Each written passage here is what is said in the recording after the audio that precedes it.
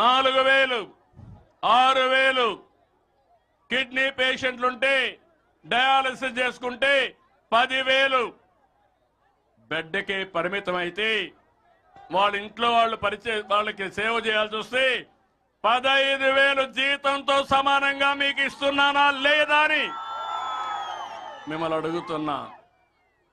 నేను డబ్బులు లెక్క పెట్టుకోవాలా, మానవత్వంతో చూస్తున్నా. ఈ విషయం మీరు గుర్తుపెట్టుకోవాలి. ఇంకో పక్కన ఎవరైనా భర్త చనిపోతే వితంతువుకు పెన్షన్ ఇవ్వకుండా ఎగ్గొట్టారు. నేను ఒకటే చెప్పాను, పాతవన్నీ క్లియర్ చేశా. మొన్నే 1,10,000 పింఛన్లు, నెలకు 44 కోట్ల రూపాయల ఖర్చు, సంవత్సరానికి 520 కోట్ల ఖర్చు. అయినా పర్వాలేదు, నా పేదవాడి ముఖంలో ఆనందాన్ని చూడాలని ఆ పింఛన్లు ఇచ్చాను. ఇంత మునుపు ఒక నెల తీసుకోకపోతే 2వ నెల ఎగ్గొట్టేవాళ్ళు. 2 నెలలు తీసుకోకపోతే వచ్చేదే కాదు. ఇప్పుడు 3 నెలలు ఎక్కడైనా ఉండండి. ఆ రోజు వాలంటీర్ వస్తేనే మీకు పింఛను.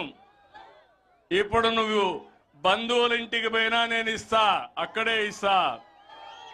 నరేగా పనులు చేసినా అక్కడ ఇస్తా, హాస్పిటల్లో ఉన్నా అక్కడ ఇస్తా. మీరెక్కడున్నా అక్కడ ఎత్తుక్కుంటూ వచ్చి మీ పింఛను నెలకు మొదటి తారీఖునిచ్చే బాధ్యత నాది. ఏం తమ్ముళ్ళు, ఆనందమా? అయితే ఇంత చేసిన ప్రభుత్వాలను మర్చిపోతారా మీరు? తప్పుడు ప్రచారాన్ని నమ్మతారా మీరు అడుగుతున్నా. మొన్నే తల్లికి వందనం అప్పుడు చెప్పారు, ఎంతమంది పిల్లలుంటే అంతమంది పిల్లలకి ఇస్తామని చెప్పారా లేదా? అప్పుడు ఇచ్చారా? అప్పుడు ఒకరికే ఇచ్చారా లేదా? నేను చెప్పా, ఎంతమంది పిల్లలుంటే అంతమంది పిల్లలకి ఇస్తామని.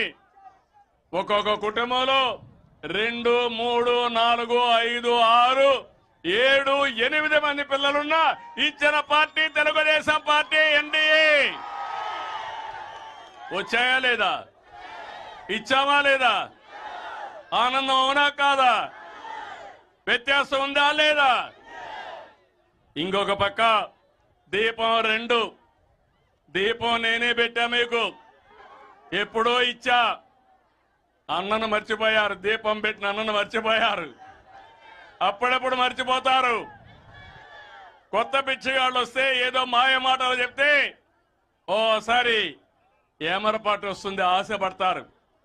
ఉన్న నాలుగుకి కొండ నాలుగుకి మందేసి ఉన్న నాలుగు పోయినట్టు మీరు చేసిన పనికి మీ భవిష్యత్తే అంధకారం అయ్యే పరిస్థితి వచ్చింది.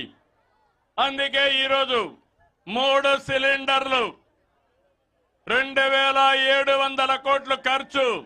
మా ఆడబిడ్డ వంట సుజావుగా చేయాలని ఈరోజు వంట గ్యాస్ ఉచితంగా ఇచ్చానంటే అది మా పట్టుదల, మీ మీద ఉండే ప్రేమ.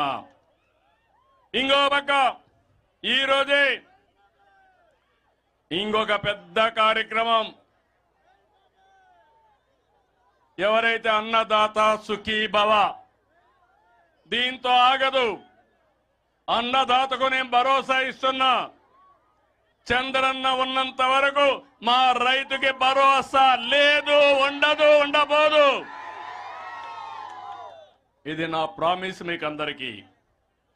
అదే సమయంలో రేపు 15 హుషారుగా ఉండండి అందరూ ఆడబిడ్డలు.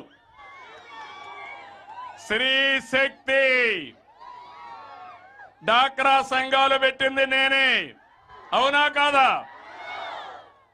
అయితే ఆ రోజు మిమ్మల్ని అందరినీ డాక్రా సంఘాలు పెట్టి ఈరోజు ప్రధానమంత్రి గారు మాట్లాడినట్టు లక్షాధికారులు చేసే కార్యక్రమం, డ్రోన్స్ కూడా మీకు ఇచ్చే కార్యక్రమానికి గవర్నమెంట్ ఆఫ్ ఇండియా కూడా శ్రీకారం చుట్టారు.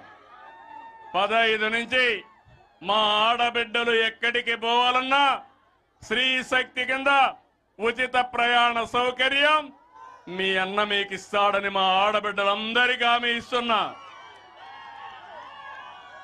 దీనివల్ల 2,62,00,000 మంది బాగుపడతారు.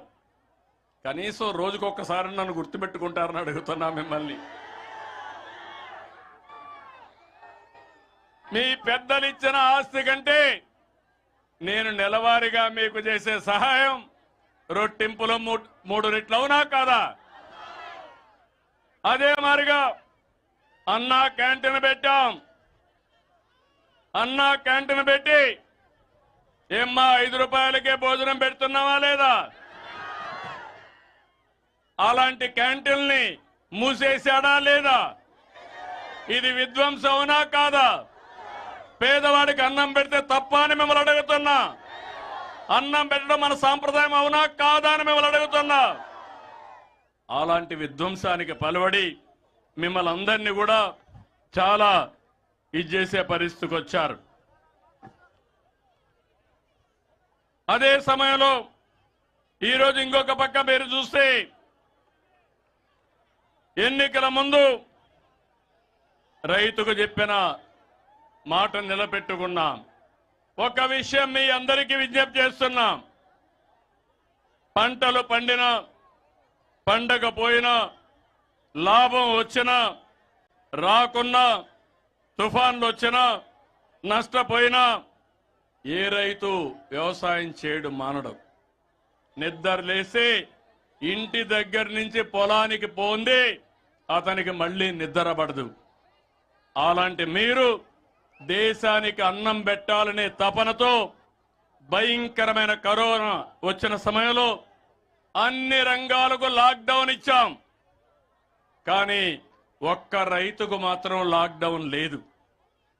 భుజాన నాగలబెట్టుకొని అందరికీ అన్నం పెట్టాలని ఏ మాత్రం విశ్రమించకుండా పనిచేశారు. ప్రాణాలు లెక్క పెట్టుకోలేదు. ఇది